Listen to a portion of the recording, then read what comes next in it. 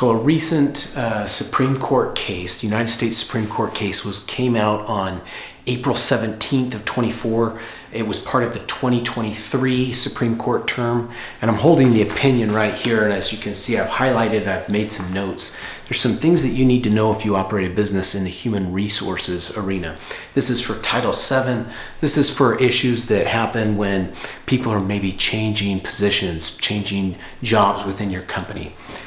So this case, Muldrow versus City of St. Louis is the name of the case. The docket number is 22-193. Let me explain basically what happened. So Sergeant Muldrow was a woman. She was working in the investigative department from 2008 to 2017 in the intelligence division of the police department. Okay, what happened was she did good work, she made good money, she had good benefits, she had a private government car that she could take home, she had a fixed schedule Monday through Friday, and according to her superiors, she did a great job. She was quote unquote a workhorse. Okay, new guy comes in 2017, new superior.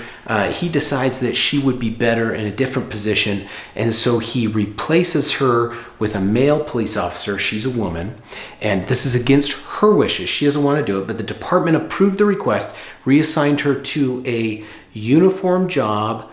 As a supervisor, she kept the same rank. She was still a sergeant. She kept the same pay. She kept the same benefits.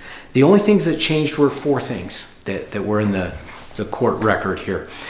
She no longer worked with high-ranking officials from the intelligence division, so same coworkers were changed. Okay. The next thing that was changed is she now had to supervise day-to-day activities of neighborhood patrol. She didn't have to do that before, so some of her duties changed. She lost her access to an unmarked home vehicle that she could take home.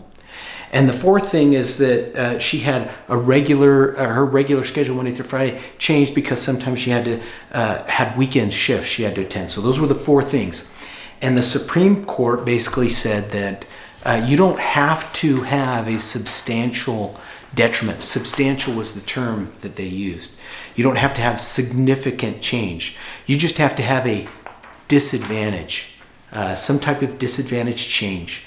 And if they can show, a transferee can show some harm respecting an identifiable term or condition of employment, that is sufficient to show discrimination. Remember, discrimination means to treat worse. Okay, so think about that. You can have the same pay, same money, same benefits, and you can have the same title or rank.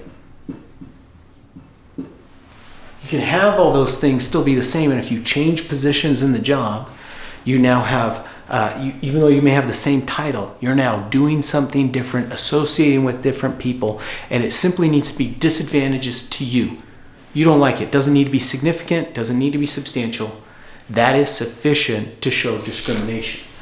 Remember, discrimination means treating worse. Not all forms of discrimination are illegal. Some form of discrimination is absolutely valid. For example, if someone comes in to apply for an accounting position and they don't have an accounting background, they don't have the accounting degrees or knowledge, they're not a good fit. So you will discriminate against that potential employee simply because they don't have the knowledge, the information, the skill set to do the work that's required. This is something else. We're talking about someone who was basically transferred from one position to another that was disadvantageous to them because they didn't want it. They liked not only things that stayed the same, but they liked the four benefits. Remember, she had four benefits that she lost. One of them was the unmarked vehicle she could take home. One was her regular Monday through Friday schedule that changed. The other was that she was no longer working with the same high-ranking officials in the division. And she now had to supervise the day-to-day activities of neighborhood patrol. She didn't have to do those before, so she was now being treated worse. That's why the Supreme Court said, look, you don't have to show a significant or a substantial disadvantage. You simply need to show that you were disadvantaged or that you were discriminated or that you were treated worse.